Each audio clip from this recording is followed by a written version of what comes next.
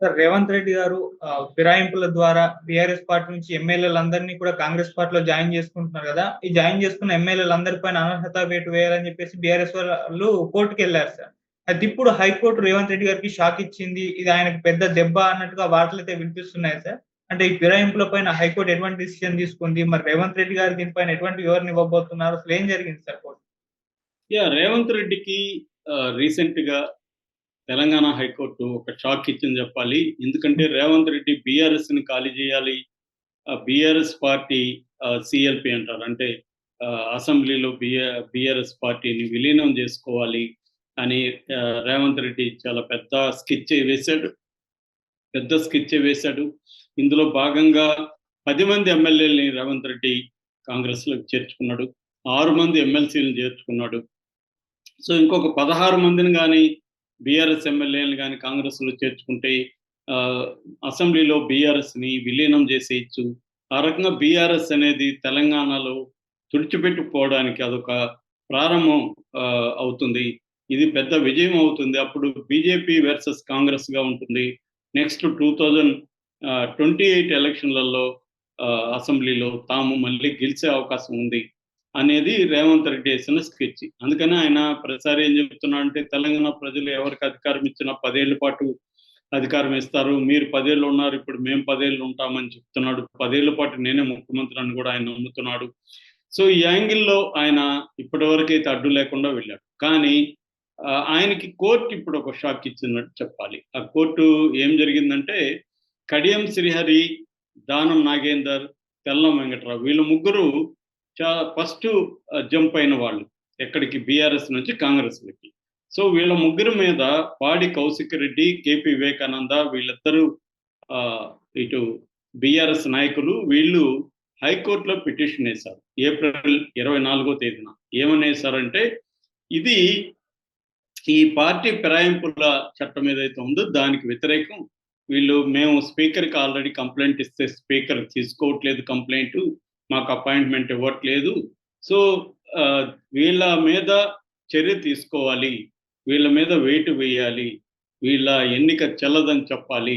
ఎందుకంటే ఇట్లా ఒక పార్టీ తరపున బీఫామ్ తీసుకొని గెలిచిన తర్వాత ఇంకొక పార్టీలోకి వెళ్ళడం అనేది కరెక్ట్ కాదు. స్పీకర్ నాంచుతున్నాడు దీన్ని తీసుకోవట్లేదని హైకోర్టులో కేసేశారు.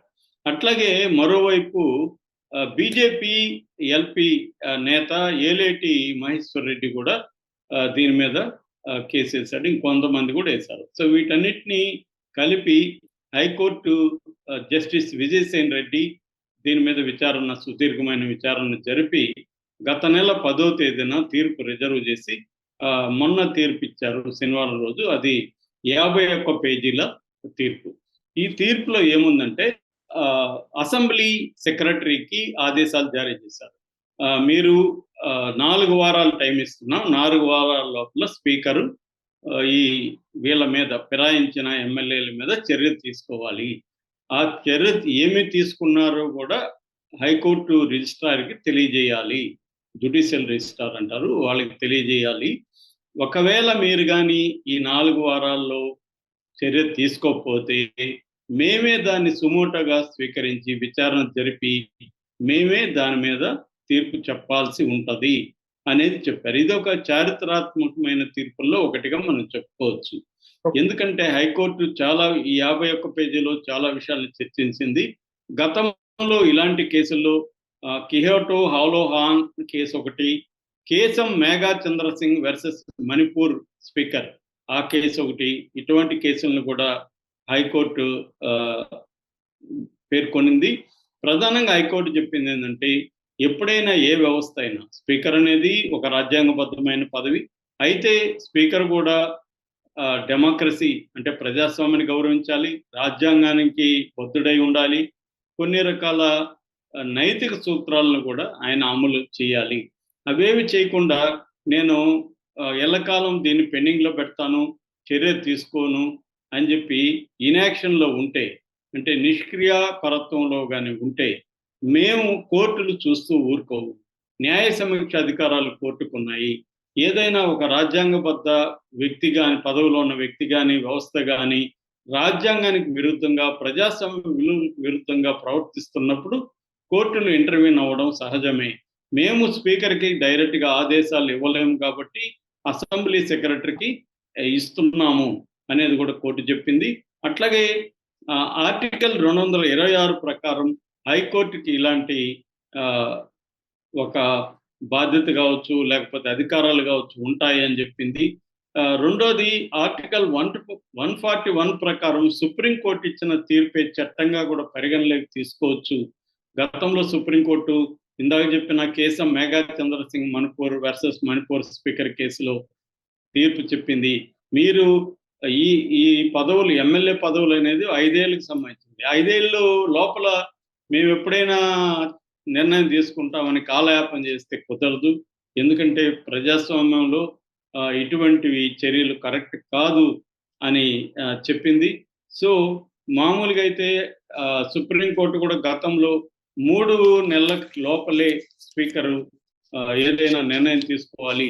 ఎందుకంటే ఇప్పుడు చాలాసార్లు సుప్రీంకోర్టు, హైకోర్టులు కూడా డెడ్ లైన్ విధిస్తుంది, జిల్లా కోర్టులకు, చిన్న కోర్టులకు కూడా డెడ్ లైన్ విధిస్తుంది. ఈ లోపల మీరు ఈ కేసుని కంప్లీట్ చేయండి అని.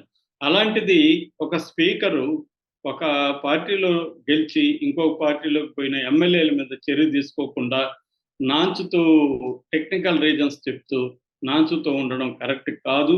ఇది ప్రజాస్వామ్యానికి విఘాతం, ప్రజాస్వామ్య విలువలకి ఇది విఘాతం అని కోర్టు వ్యాఖ్యానించింది.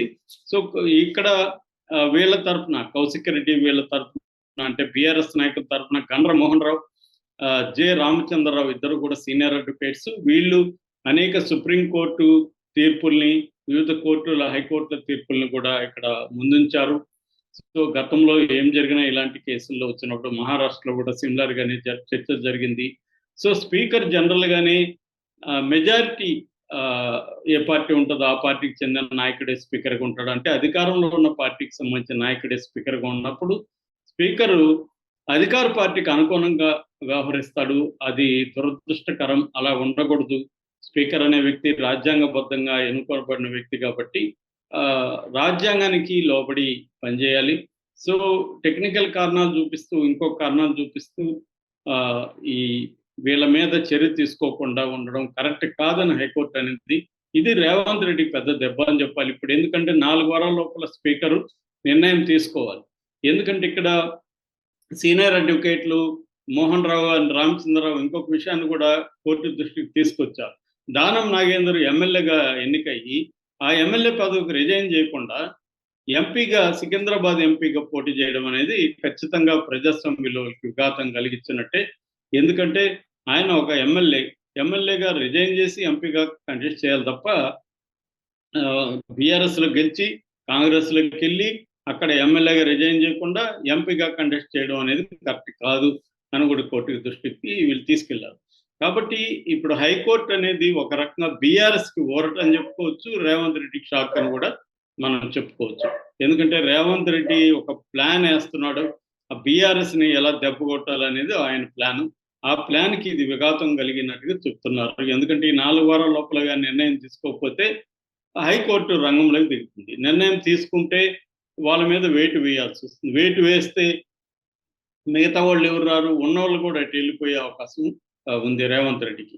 ఈ రకంగా రేవంత్ రెడ్డి ప్లాన్స్ అనేవి టెంపరీగా సెట్ బ్యాక్ అయినట్టుగా మనం చెప్పుకోవచ్చు.